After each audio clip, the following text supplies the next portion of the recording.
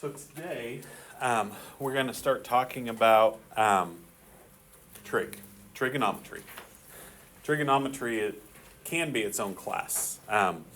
We actually offer, it's a dual credit class at the high school. So today we're just going to kind of like scratch the surface of trig and kind of talk about some of it, and we're going to continue with it tomorrow. Today's just going to be the first, what we call trig ratio. And then tomorrow and Friday we'll get into the other trig ratios as well. So down the line, if math is your thing, then you could take a trig class. But today we're going to be using some buttons on our calculator that we've never used before. You might have seen those buttons, but you've probably wondered what they were, but we've never used them before. And there's 3 buttons on your calculator. One says, looks like sin, but it's actually pronounced sine, S-I-N. Cosine is C-O-S, and then tan is tangent. Today we're only going to talk about the tangent ratio, so we're only going to use the tangent button, but then tomorrow we'll get into the other 2, which are the sine and cosine buttons. And we'll talk about what they are and how we use them and those kind of things, but eventually what we're going to use it for, and we're going to see that today, is we're going to try to find missing sides or missing angles of a triangle. And one of the things that you're going to see, first of all, is it's still a right triangle. Okay, and that's what we've talked about even on the quiz yesterday. All of the triangles that we're dealing with are right triangles. And so we've done Pythagorean theorem, we've done the special triangles that we made the triangles for, and then now we're going to have our trig ratios. Thanks, Darcy. So, all of the triangles, and then the next couple of days as well, we're going to still be dealing with right triangles. Today, the ratio that we're going to talk about is what we call the tangent ratio. If I compare these 2 triangles, we talked about similarity, and these 2 are congruent because of angle-angle similarity. And we could write some ratios here, and that's kind of what we did in the last chapter. We wrote ratios of these 2 triangles, and we talked about the similarity and the scale factor that they have. When we write out the ratio here, then we could compare, for instance, KL could go to... You got an email from Mrs. Collins? Yes, I saw it. Thank you. KL would match with YZ. Okay, so those 2 match together because those 2 sides are in the same relationship to one another. Not necessarily the same length, but in the same relationship. 2 times bigger, whatever the relationship is. I could also then compare 2 sides that are not the hypotenuse. We don't want to compare the hypotenuse today. So I could also go JL would match with XZ. And that's kind of what we did in the last chapter, was side to side, side to side, right? Trying to match up the pieces that were in common. We're not doing the hypotenuse here. We could do the hypotenuse, but that's not going to be the purpose of what we're going to be doing today. But what I can also do is I can also write a new ratio, and I can say that KL goes to JL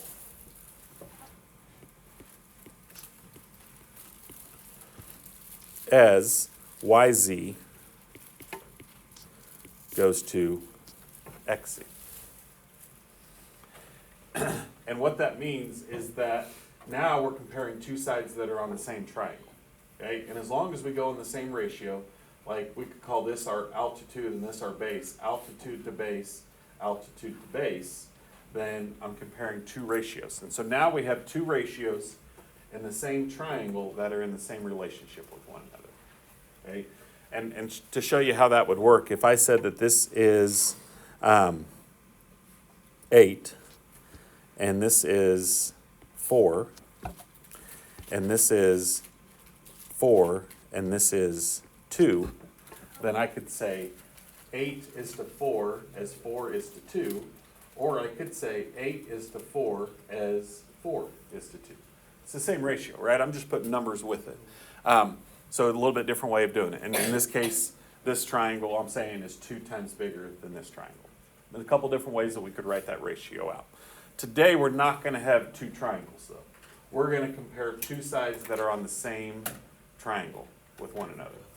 And the 2 sides that we're going to be comparing are the 2 legs of that triangle. Okay? Today, we're not going to deal with the hypotenuse at all. So we're not even going to focus on the hypotenuse with what we do. All right, so here's what we talk about when we talk about the tangent ratio. Tangent ratio is 2 specific sides. They're always going to tell us what angle we are referring to. We call that our angle of reference, okay? And so in this case, angle A is the angle that we're going to go to. We're never going to use the 90-degree angle as our angle of reference. So it's either going to be angle A or angle B, one of the 2 acute angles. So in this case, we're saying A. When I say the tangent of A is the angle that we are going to. So from angle A, I have 3 sides that we're going to have a relationship to angle A. This is what we call, we've already called it the leg before, but now we're going to call it the opposite leg. It's the leg that is across or opposite of angle A. This leg here is what we call our adjacent leg because it's touching or next to angle A. And then this obviously is the hypotenuse, okay? So we have 2 legs, one of them's opposite, one of them's adjacent, and then we have the hypotenuse. Today we are not focused on the hypotenuse, we're only focused on the 2 legs. Okay? So what we're saying here is if I wrote the tangent of A, I would put BC over AC. And I'm going to write that as a ratio. What's going to happen is a lot of times those sides are going to actually have a side length to it. Here we're just writing it as what the name of that side is, BC over AC. But eventually we're going to put some numbers as far as the length of those 2 sides, and we're going to write it as the ratio of that. Okay? The angles that we're going to be looking at are only going to be acute angles. Okay? So we can't have any angles that are obtuse. And the reason why is because we have a 90-degree angle down here, right? And so the other 2 angles have to add up to be 90 to get me a total of 180. So these angles will never be obtuse. They'll never be right. We already have a right angle here, so S and R in this case both have to be acute, whatever the angle measure is. The other thing that I'll point out is these are not necessarily going to be a 30, 60, 90, or a 45, 45, 90. So those triangles that we've been using the last couple of days are kind of null and void here because we don't know what the measure of these angles are. We're not just going to guess and say, oh, these are a 30, 60, or a 45, 45, 90. We don't know that for sure. So here's what we're going to do. It's asking us to find the tangent of S and then also finding the tangent of R. Those are the 2 things that we have to find. Okay? So the tangent of S means we're referring to angle S. So we go to angle S, from angle S, and here's what I'm going to do for today. I'm going to cross off the 82. The 82 is not going to be used because the 82 is the hypotenuse. So just take that out of your mind today. Tomorrow we'll add in the hypotenuse, but for today, we're not using the hypotenuse at all. So from angle S, what side would be opposite of angle S? 80. Okay, so 80 is going to go on top because it's the opposite side. And then on bottom would be 18 because it's the adjacent side. Opposite does not touch it, adjacent does touch it. So that's how it's easy to tell. One side will touch it, one side will not touch it. Okay, now there's 2 ways for us to write our answer here. Okay, I can write it as a reduced fraction, which in this case, what can we take out of both 80 and 18 to reduce it? What's something that goes into both 80 and 18? 2, okay. So I could reduce it as 40 over 9. Can I reduce it any more? Nope. Okay, nothing else goes into 40 and 9. So that would be, if it asks you to write your answer as a fraction, this would be my fraction. Okay, that's the first way it asks us to write it. And then my decimal answer, I'm just going to take 40 divided by 9 in my calculator.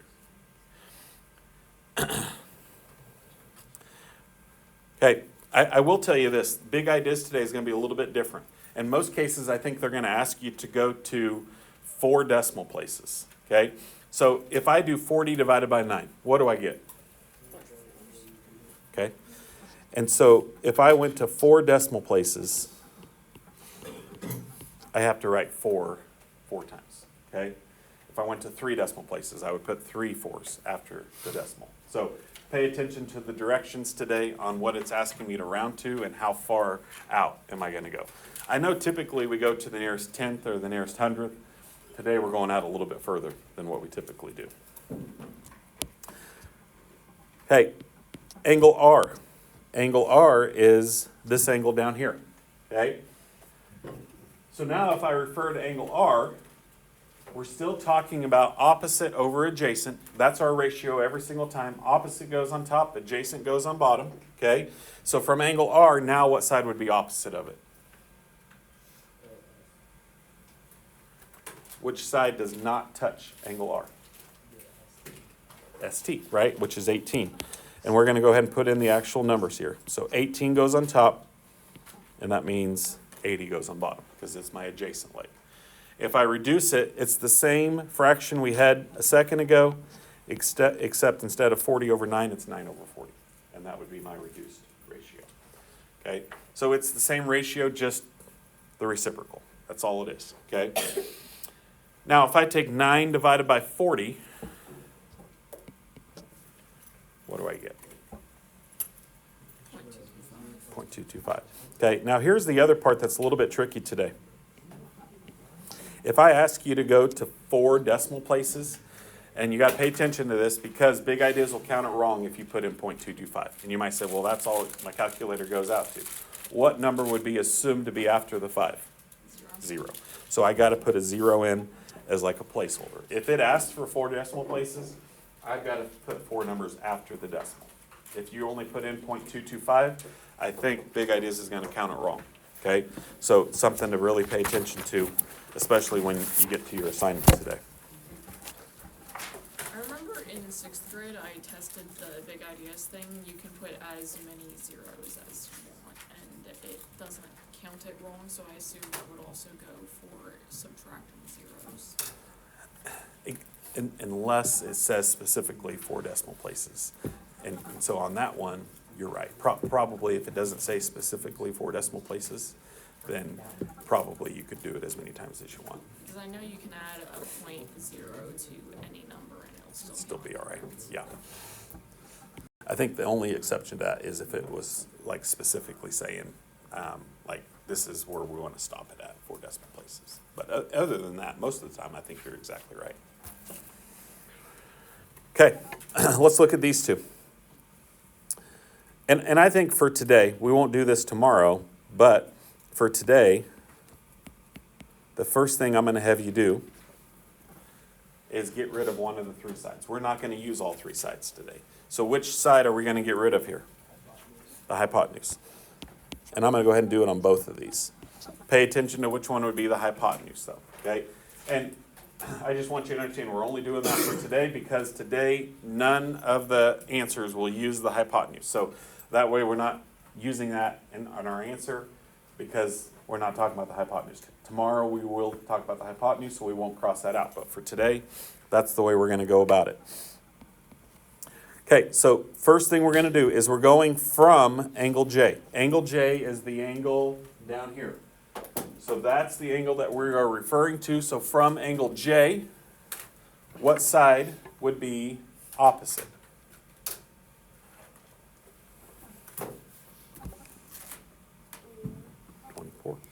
Okay.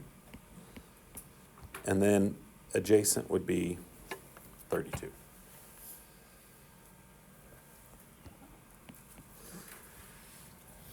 Okay, reduce it. 24 over 32, what goes into both? 8. Okay. So 3/4.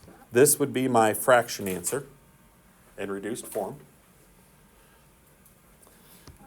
The decimal answer, once again, this one it tells me round it out to 4 decimal places. If I take 3 divided by 4, it gives me 0.75, but if I have to go to 4 decimal places, I got to put 2 zeros at the end, okay?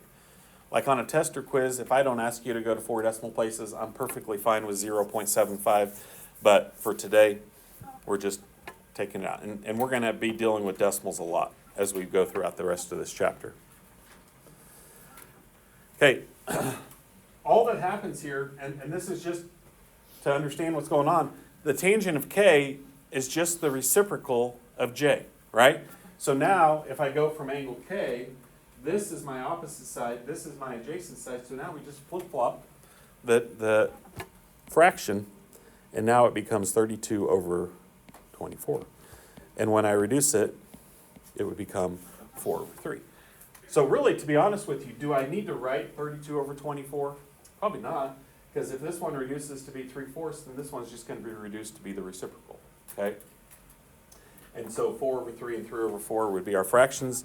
And if I did 4 divided by 3, it would be 1.3.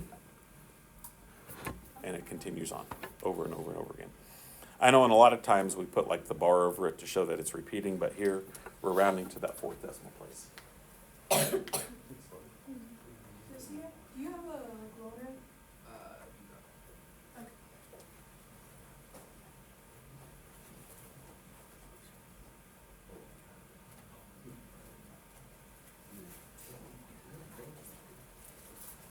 All right, so all of those are pretty straightforward. I don't think we're going to do the last one because it's not really any different. It's just writing a ratio and then getting the decimal for it. Okay, so here's the part that is going to come in a little bit different. We are going to find the length of this side, okay? And so you might say, well, why do we need trig? What's the purpose of using trig? Why can't I just use the things that I've been using so far? Well, number one, could I use, and I'm going to start with this one here because this is easier than the other two. So I'm going to move over to this one and then we'll come back to the other two. Could I use the Pythagorean theorem here? Why not, Ryan? Yep, we need 2 sides, right? And all I got is 1. We do have a right triangle, which is good, but I need 2 sides and I only have 1. We can't do our special triangles that we've been doing because this is a 56-degree angle. We need either a 30-60 or a 45-45-90. We don't have a special triangle here, okay? So Pythagorean theorem is out. Special triangles are out. Those would be things that we could do if they were available, but we can't here. So that's where trig comes into play. We're trying to find the length of this side, but we don't have any way of finding it as of right now. So that's where tangent's going to come into play. So here's the first thing. 56 is the angle that I know, okay? This is a 56-degree angle. Because that's the angle that I'm given, remember, we're never going to use the 90. We're always using the acute angle. So from 56, this would be the opposite side. This would be the adjacent side. Opposite does not touch it, adjacent does. We're going to write out an equation, and we're going to solve that equation for x to find our missing side length. So we're going to say the tangent, that's the only one that we're using today, the tangent of, and I'm just going to call this angle A, okay? It's tangent of angle A, which is 56 degrees. That's the angle, so the angle always goes next to the tangent, equals opposite over adjacent. Okay, so that's our equation. We set it up just like we did on the last ones. The only difference here is we don't know both sides. Here we have an angle and one side. Okay, so a little bit different. Now we're going to try to find x. What would I have to do here to find x, to find the missing side? Multiply by 13. Okay, now this is where your calculators are going to come into play. All of your calculators are going to be different here, guys. Okay, so it depends on the type of calculator that you have. I can't say this is the sequence that you got to type it in. That's why I want you to practice putting this into your calculator. Okay, some of you are going to have to put in this first. If you're going to have to hit like 56 and then hit tangent and then multiply by 13. Some of you could type it in just like this, 13 times the tangent of 56. So try plugging this one in to your calculator. Do we round up for the decimals, or do they just want it to the decimal? Yeah, on this one we're going to the nearest tenth, so we'll look to the number to the right and see if we have to round up or not.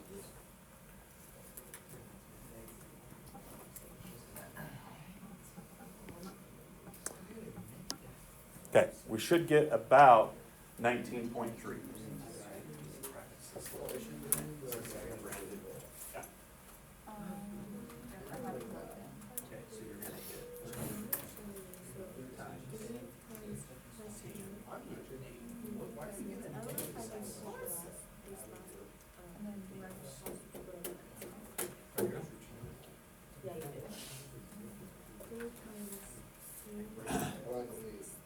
Hey, anybody need help getting 19.3? Oh my god.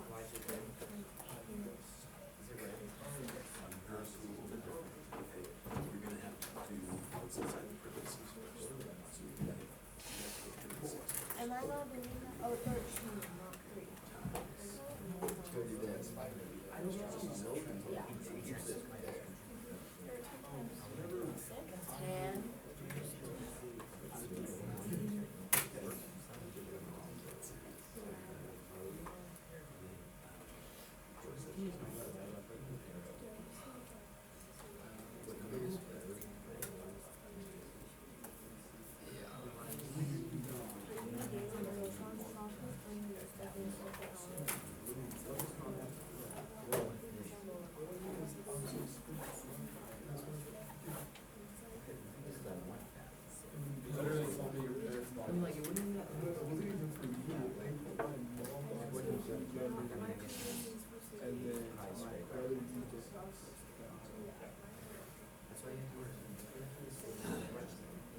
Okay, did we get that figured out? All right, so we already had this, and I haven't talked about this yet.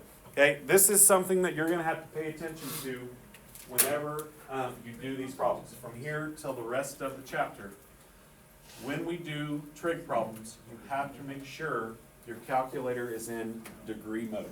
Okay, and I know a lot of you don't know what that means. Okay, and I'm not really going to go in depth explaining it to you, but in trig you have two different ways of writing your answer. We have what we call degree mode, and we have what we call radian mode. If you look at the screen on your calculator, most of you will see like a D or a DEG. Does everybody see something like that on the calculator? That means you're in degree mode, okay? And I'm not going to really show you how to change it because I don't want you to change it. You want to stay in that mode. But you always want to make sure your calculator has that displayed. Sometimes people accidentally hit it and they don't even know they've hit it. I've had people do an entire test in the wrong mode, and they have every single answer wrong because they did all the answers right, but their calculator is just in the wrong mode, okay? So we don't want to be in the wrong mode because your wrong mode will give you the wrong answer, okay? So always make sure that D is there. And I already had two people that were in radians modes in their calculator. Okay, let's go to these other two on the left here. 32 degrees is the angle that we're referring to. You don't necessarily have to put an A there, but I'm just going to call it angle A in this case. We always put the degree next to the tan. So tan of 32. Okay, and then it's opposite over adjacent every single time. So what would be opposite of 32? Which of the two sides? 11, okay. 11 goes on top, x goes on bottom, okay. So this is a second type of problem. On the one we did just a second ago, we had x on top. So all I had to do was multiply. Now I'm going to show you a little bit of a trick here. What we could do is we could multiply by x on both sides, and then I could divide by the tangent of 32. But I'm going to show you a little trick. What we can simply do is we can trade places with the x and the tangent 32. So if I multiplied by x and then I divided by tangent 32, then what's really going to be happening is we're going to be taking 11 divided by the tan of 32. Okay, once again, it's a little bit different of how some of you can type it into your calculator just like this. Some of you are going to have to do it a little bit different. Okay, so try putting this one into your calculator. Okay, so on yours, you should figure it out. You're going to go 11 divided by, and then you're going to get 32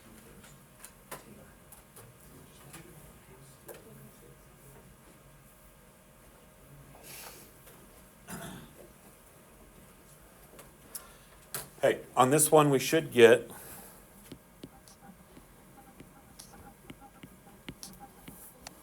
about 17.6. Okay. Anybody need help with their calculator there? Okay, so that's finding, what we're saying here is the length of this side is about 17.6. It's not an exact answer, right? We wouldn't be able to just look at this triangle and say, boom, there's my side length. Because a lot of these answers today are going to be decimals. And so we got to be able to use our calculator to get where we need to be. Okay, now I'm going to show you this real quick just so you kind of understand that it really doesn't matter. In some cases, you might have a triangle. If this is 61, what would be the measure of this angle down here? What would be my third angle in this picture? 29, okay. If I had both given to me, I could do either one, okay? And most of the time, they're going to give you one or the other. We will never use the 90. We're always going to use the acute angle. But there's two ways that I could set this problem up. I could say the tangent of 61 equals 22 over x. Or I could say the tangent of 29 equals x over 22. Okay? And the reason I show you that is because it doesn't matter which one of those equations you solve. Those two equations will give me the same answer for x. And if you want to, you could plug both of these into your calculator. For this one, we could do 22 times the tan of 29. For this one, we would do 22 divided by the tan of 61.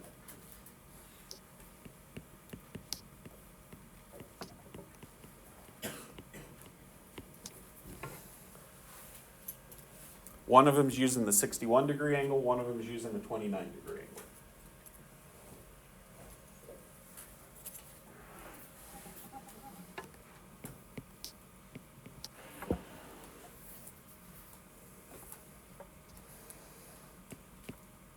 Whichever one you decide to use, you should get 12.2. Okay? And you could do both, right? You don't have to do both, obviously, because you're going to get the same answer. But I'm just showing you there's more than one way to get there. Probably this would be the one that we would use. But the reason I show you this is because this one's maybe just a tad easier to solve. This one's not bad because I showed you the trick. But what you really have to pay attention to is x on top or is x on bottom. That's going to be the big difference on how I go about solving these.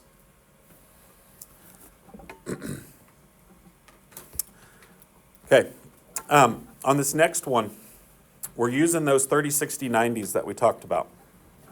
I'm going to draw a 30, 60, 90 triangle in here.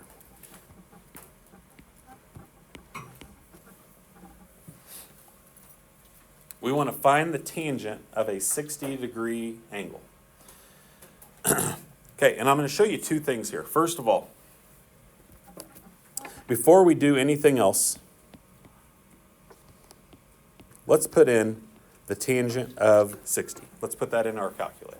Just type in tan 60.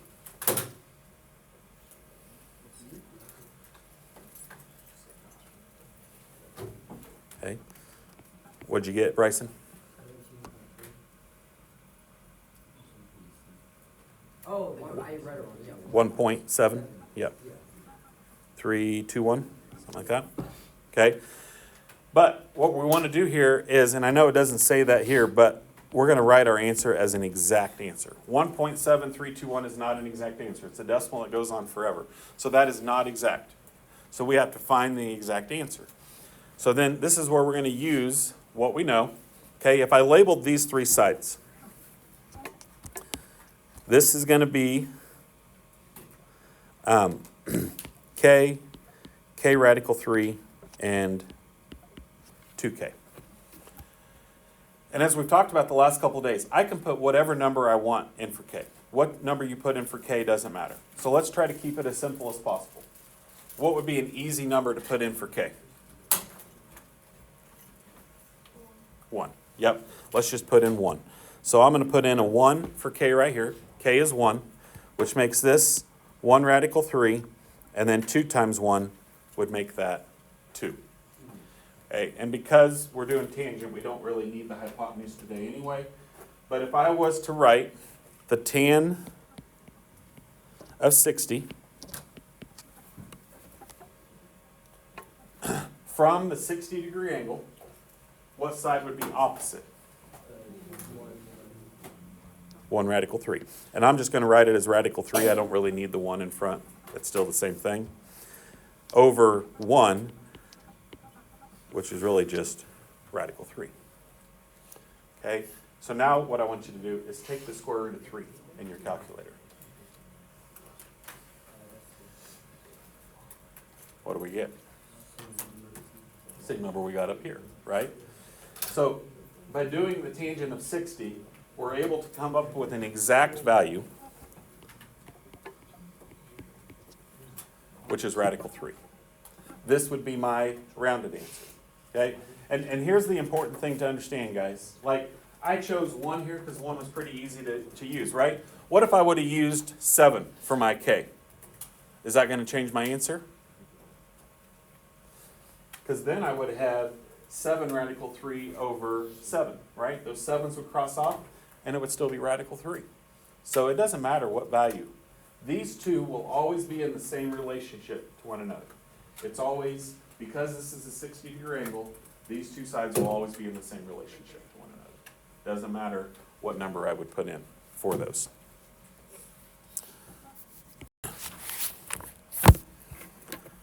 Okay. The last couple here. Trying to do a story problem. Okay?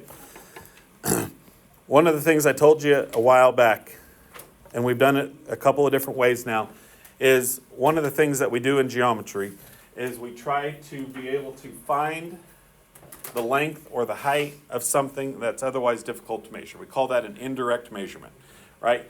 If I have a tree, you won't see somebody out there trying to take a tape measure and trying to find the height of that tree, right? It'd be pretty difficult to do. Probably would need a ladder, and even at that, if you have a really tall tree, a ladder's probably not going to get you there, okay? Unless you had somebody that wanted to climb the tree and then take the tape measure up with them. But if you were trying to do like a building or an elevator downtown or something like that, those would be things that would be really difficult to measure, right? And so we have other ways of approximating what those would be based on indirect measurement, okay?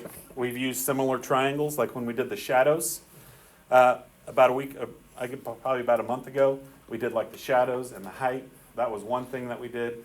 We have a lot of different ways of getting there. And so we're going to talk about a lot of different things that we can use to find the height of something that would otherwise be difficult to measure. Okay, so I'm going to label this triangle, okay? Once again, it's a right triangle.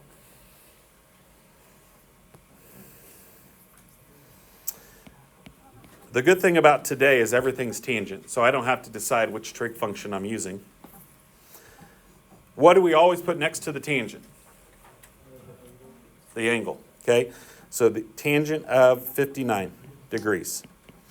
The angle always goes next to the tangent, okay? And then it's opposite over adjacent.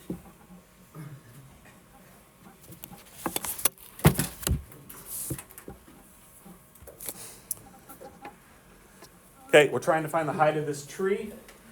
So then what would I do to get h by itself here? Multiply by 30.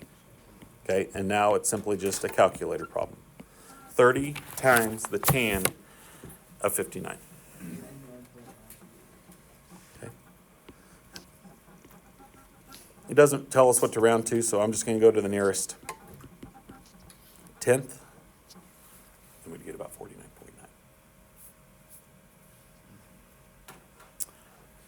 Hey, this one is already drawn out for you, so try setting up an equation for this one and solving it. See if you can do this one on your own. I'll do it while you guys do it, and see if we can get the right answer.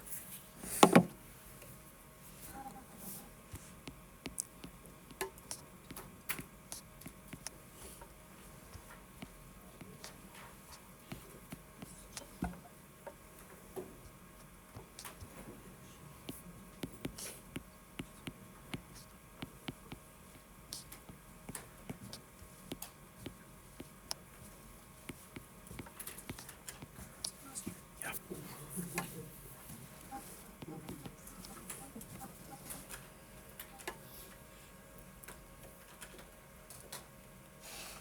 Hey, anybody think they got it?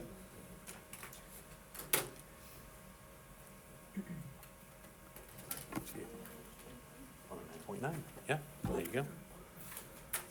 9.9. Okay, so today a lot of these are very, very similar to one another, right? Because it's only tangent. Tomorrow it'll get a little bit more difficult. Good news, right? I always break the good news at the end, because we're going to add two other trig functions to the mix, sine and cosine. And then we got to decide which one we're using and all kinds of fun stuff. So today, good news should be pretty straightforward.